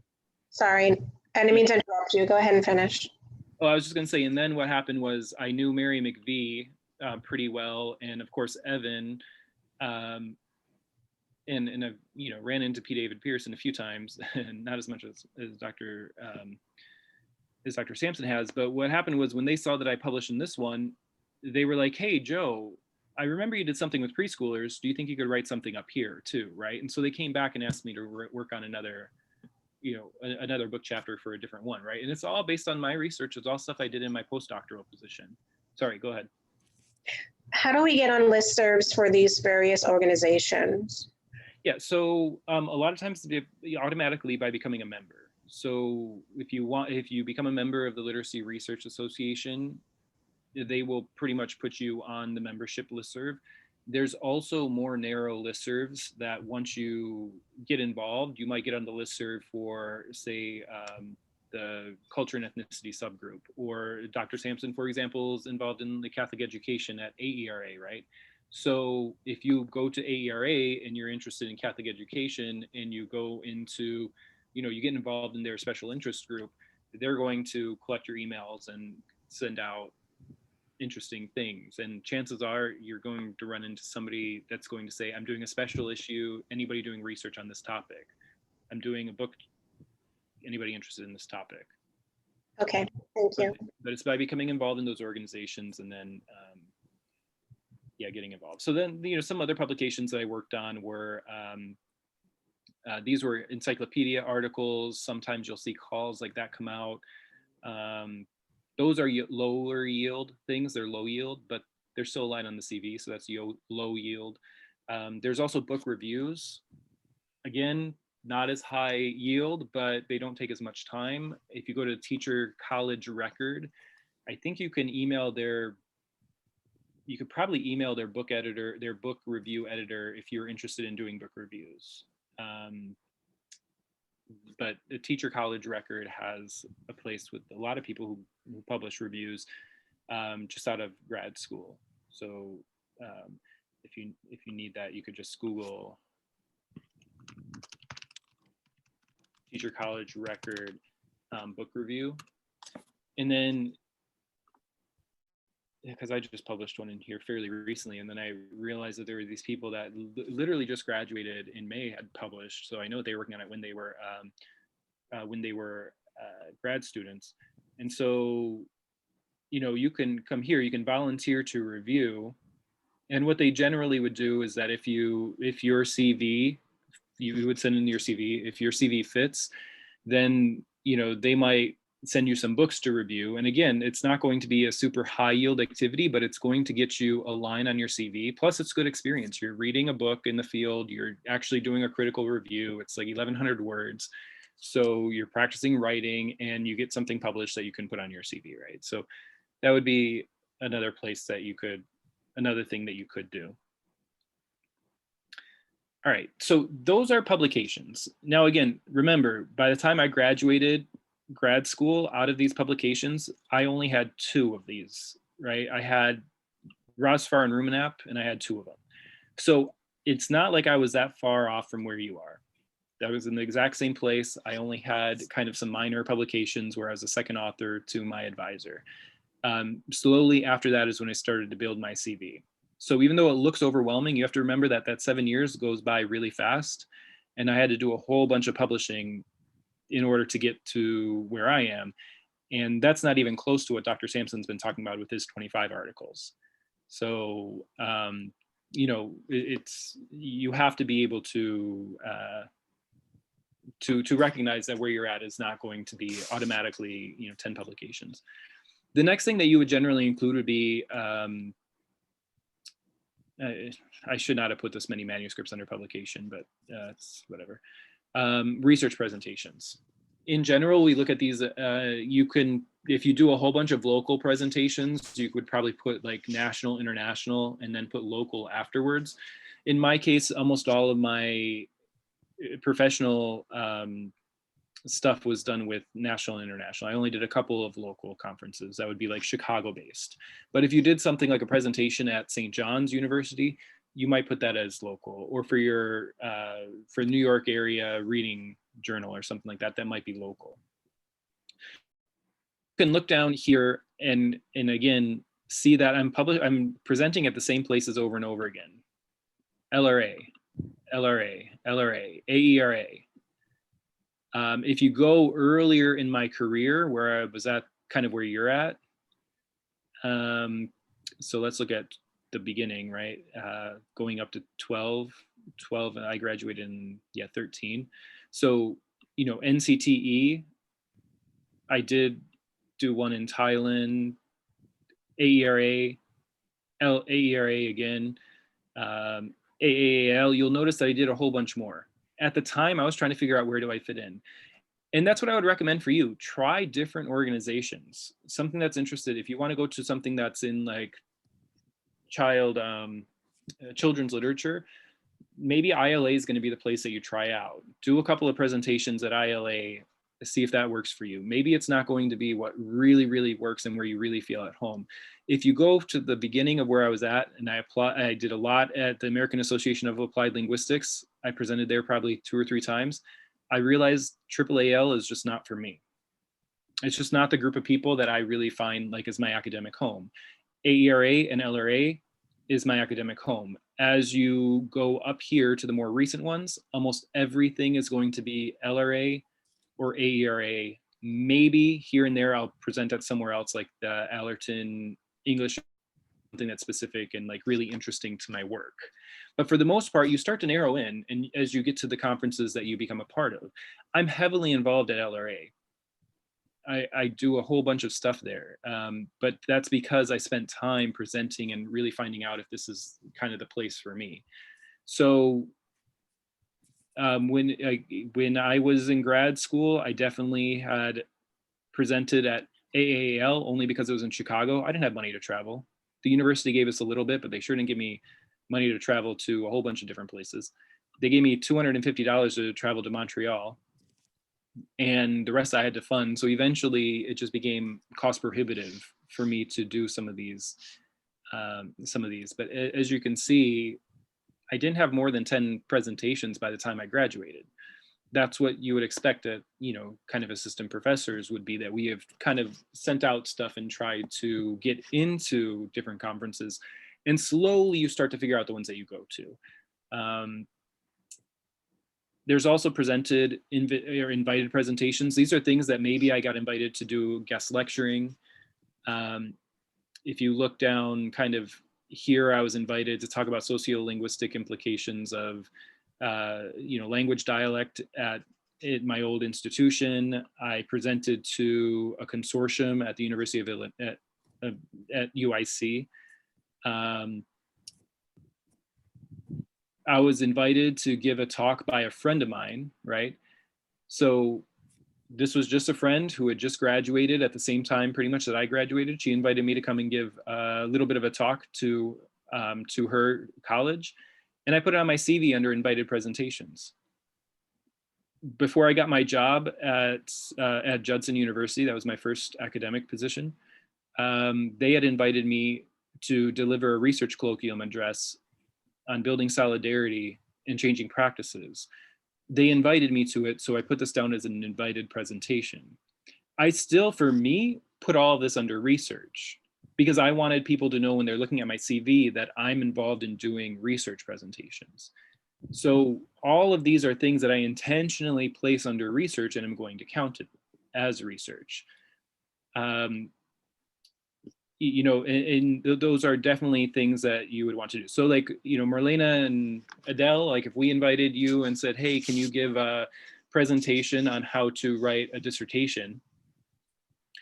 I would recommend that you would write that up as an invited presentation and say that at St. John's University literacy department or literacy program, you delivered your talk, right? And that you would put that up there in those invited presentations. These are different research grants. I applied for a few things, didn't get funded, but you know, it looks like I'm trying. And as Dr. Sampson said, that's what matters.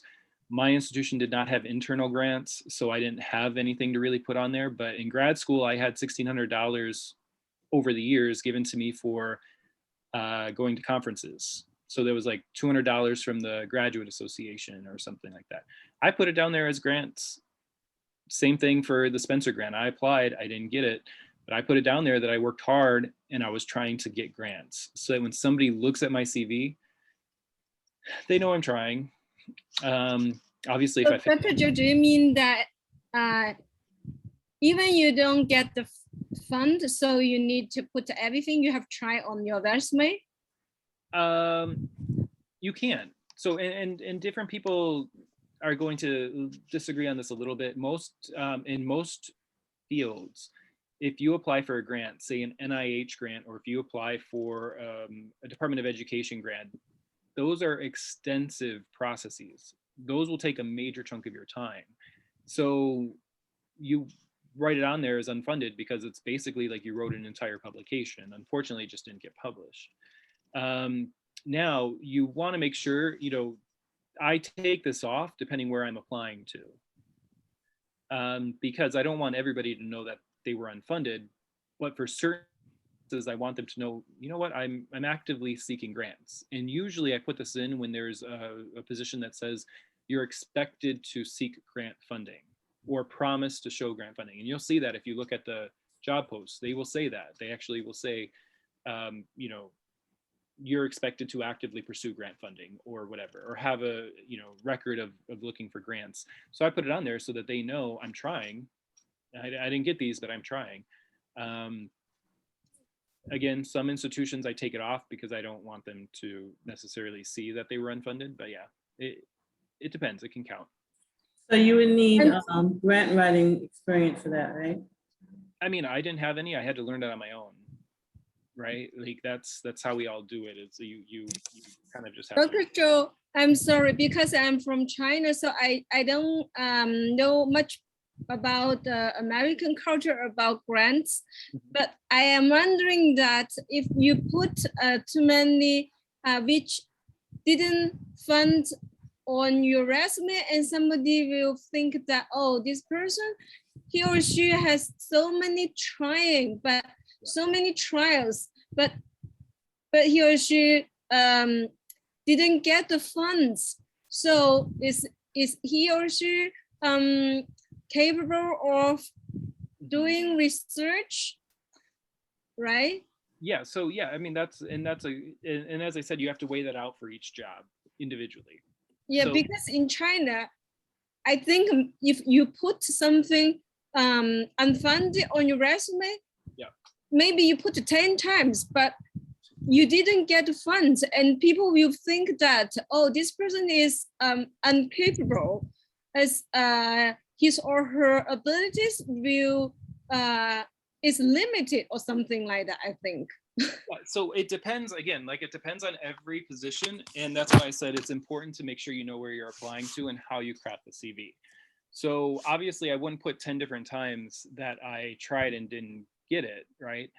But you know, there's only 3 of these that I put here, and honestly, out of these, only one of them had bad reviews. The other 2 had fairly favorable reviews, just were unfunded. And most people would know that to get a Spencer Small grant, if you're not in one of the institutions that actually Spencer really works with, it's almost impossible to get a Spencer Small grant. It's very difficult. So at my institution, it would have been nearly impossible for Spencer to give me a grant. That's just the way it is. I mean, we all know that. We all suspect it. Some people still think that the Spencer grants are like super equitable and fair, but they're not. And so now Elvin Knight Scholarship is much more equitable and fair. So, so this one, you know, maybe, you know, I'd leave off, but the Spencer Small grant fact that I was applying for them for some institutions matters. But you're right, and that's a good point, is that if you show too much that you fail, maybe people think that you're not capable. But on the other hand, people who know what you're doing will be able to look at this and say, oh, okay, I mean, they're trying. And again, as an assistant, somebody moving into an assistant professor role, you're not expected to have huge grants. Yes, So I agree that I acknowledge the efforts. Some people, even they don't get the funds. Yes. So, and again, it depends on where you're going. For somebody going into an assistant professor position, if you show that you've been trying to get grants, that's going to speak louder than somebody who doesn't show that they're trying to get grants, right? Oh. So yeah, so okay, a couple of questions here. Adele, yes, it is difficult to get funding in general. Dr. Cook would be one to reach out to. She would have much more understanding of how it is as an adjunct. There are some places, again, ILA has some that are available. You can reach out to ILA and they would probably fund more or less regardless of your position, but some of the other major grants, obviously anything having to do with the federal government grants are probably going to be difficult as an adjunct. A list of grants can be received from probably Jared Littman from St. John's. There's a grant office, and so you can reach out to that grant office. It's through IRB, and they'll probably be able to give you a list of grants. They are kicked out to us as faculty, Littman, yeah. He's in the IRB. You can go to the IRB webpage, and you'll probably be able to find him. Thank you, Dr. Sampson. Yeah, I'm gonna have to get going before too long, but it was good to see you too.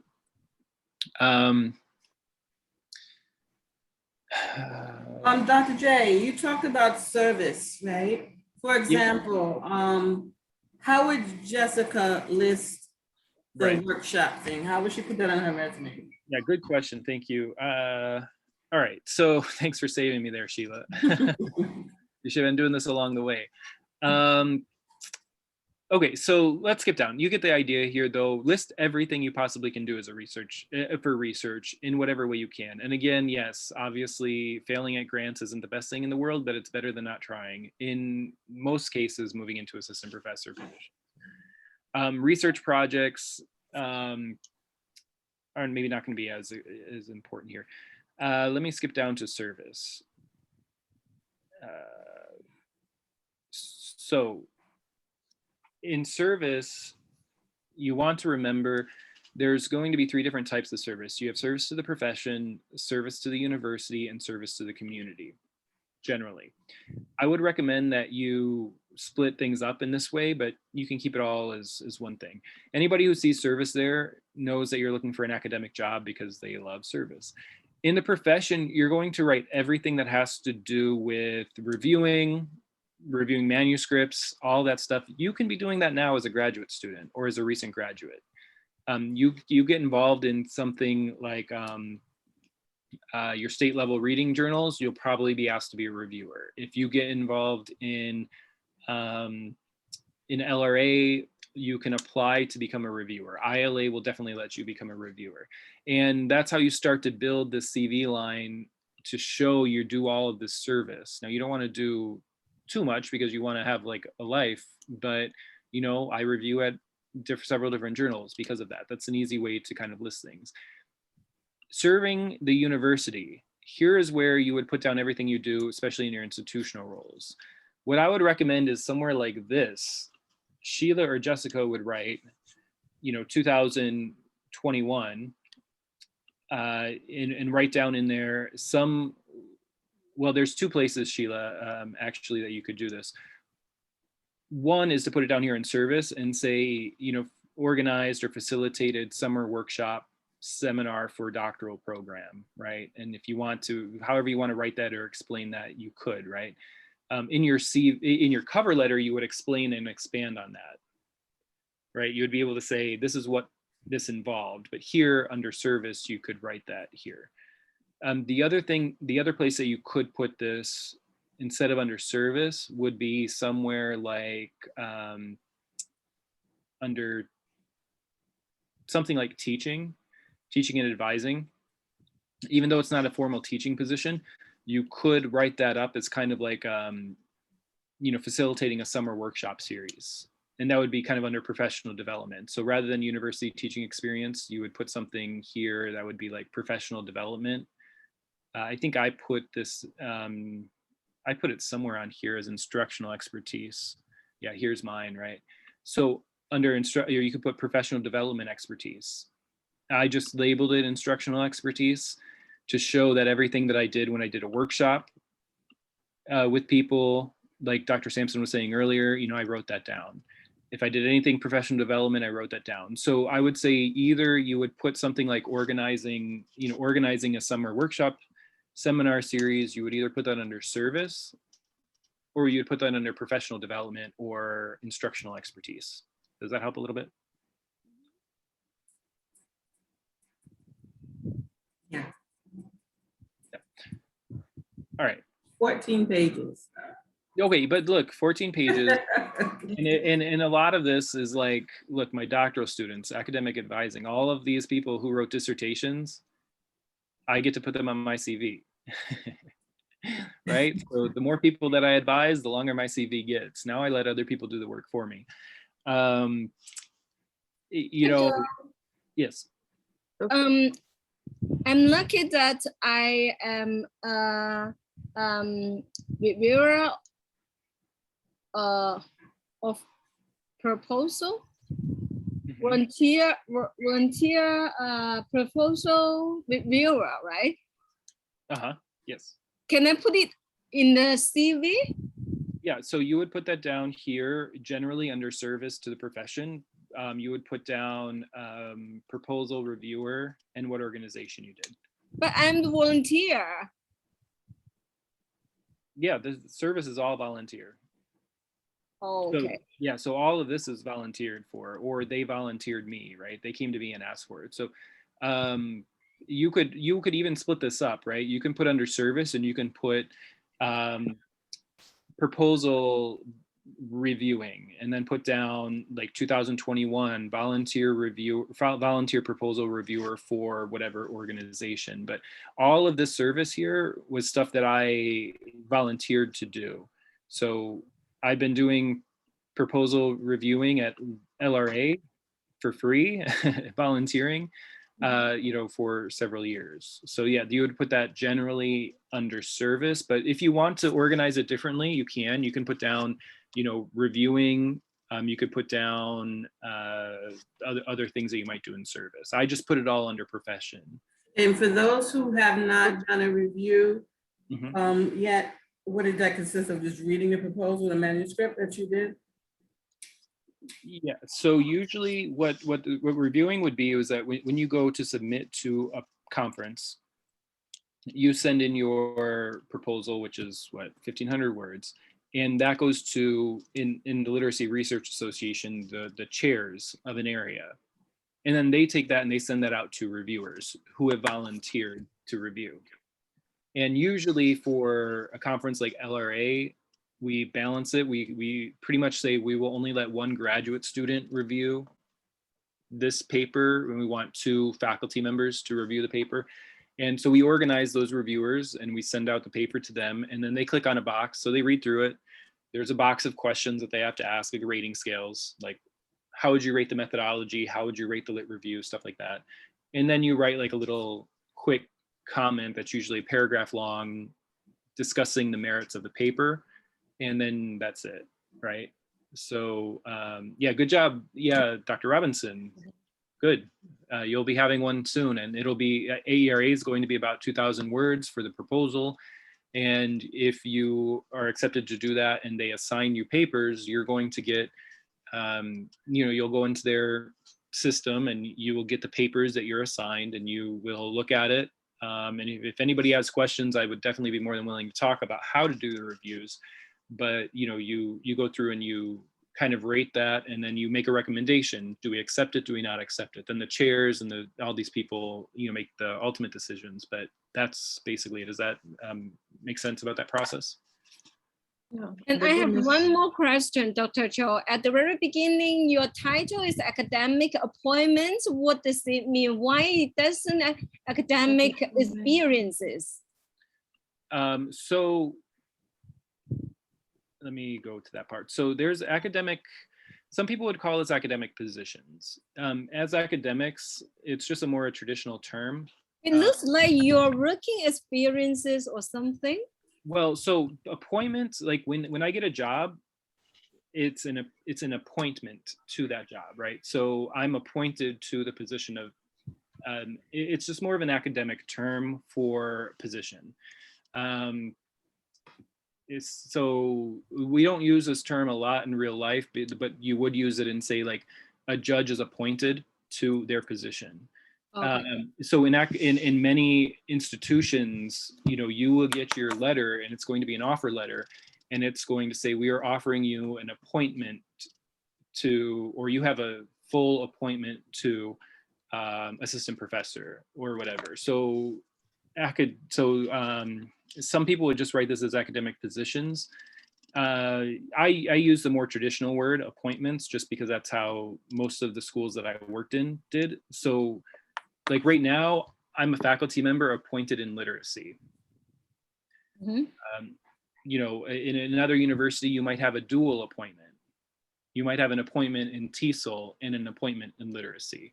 Dr. J, I don't want to interrupt you, but I don't want you to get cut off. We got like 4 minutes left. All right, so Sheila, Jessica, I'm sorry, I failed. We were gonna do all these reviews. What we can do is, I know we have the qualitative workshop next. That's gonna be a 2-part session. And what we could do is after each session, if anyone have questions, they can ask that. We'll just extend the sessions. So if you have any further questions regarding the CV and cover letters, write them down, and after the qualitative workshop next week and the week after, you can ask. We'll make sure we have some time to Dr. J to review those. We're going to send out the email for the free link for the software in Vivo, and I guess Dr. J was set up about coding and all that stuff. Yeah, so, okay, real quick, next week is going to be kind of an overview of qualitative kind of pros and cons of the different types of programs and doing it by hand versus coding. The second week, I think we discussed, we might actually pull out the software and look at it. Is that still what we were planning on doing? Yeah, so sign the attendance sheet so I can send a link out for the trial software for everyone. Now, one last thing I'll do, and this is because we kind of went around a whole bunch of different topics today, is that Sheila and Jessica have taken attendance of who was here today. So for all of you, I will personally offer to review your CV if you want me to. But I'm going to need Sheila and Jessica to make sure they take a screenshot of this and send it to me, because I can't review 100 CVs. But for those of you who are here, I will I will be more than willing to look at it and give you some feedback. Yeah, Corey, Sheila, I have it open actually. I can send you the link to the drive from last week, which has it. So hopefully this still works. So next week we are going to begin the workshop at 7 or 6:30. 7. Sheila, help me out. I have the link for I have the link. Sign the attendance sheets. We'll send it all out. We have like 3 minutes for Dr. J to finish. Sign the attendance sheet. I'm putting it back in the room. What happened to it? Jessica, I lost it. And we'll send out Okay, everything 6:30. you need. I took a screenshot of everyone in the room today, and I'll forward it to you. 6:30 next week. Corey, I'm gonna send you the link there. I sent it to the wrong person. I also have the Google Drive, Dr. J, so I can send Corey if he puts sign attendance sheet. What do you want? The cover letter, the resume? What do you need? I sent him so it should be in that Google Doc, the one from last week. Yes. Okay. It had everything in there. Okay. Corey, if you need anything, let me know. Sheila and Jessica, the first 2 presenters a few weeks ago said they would share their slides and we never received it. Can we get access to that as well? Yes, we have them. Yes, definitely. I think we're just waiting to kind of know where everything is going to be sort of housed so that everything can be accessed. And then perhaps maybe there would even be a way to gather people's email addresses so that it can be sent out specifically to people who attended. But at the same time, we'd also want to ensure that those who were not able to attend would also have, access. So I guess, Dr. Rumenap, wherever you think these resources should be housed, I'm just kind of I'm holding off on communicating that until we get like the final thumbs up on where to find everything. Thank Yeah, you, Jessica. yeah, Jessica and Sheila, let's follow up with the email and remind me about that tomorrow or something, and then we could probably put it on like a Google Drive or something on the Microsoft world. But yeah, we'll figure that part out. But in terms of, yeah, what the link that I sent, I guess I just sent it to Corey and Sheila separately, but just in case you need access to last week's stuff, and I'll put, that one has the one with my CV and my old CV in there. So anyway, Microsoft bad, Google good. I agree 100%, but Microsoft is through St. John's. Not that it matters. Google is through the world, so it's fine. All right, any other last minute questions? I will, like I said, I will review your CVs. If you want to send them to me, I'll give you some feedback or comments, or if you have questions, we'll take the workshop part offline. A lot of discussion today that was probably overwhelming. So, Dr. Joe, I am a doctoral fellow. So where should I put this one in my CV? Can I put it or not? Yeah, doctoral fellow, you can put, yeah, it could go into a couple of different places, but especially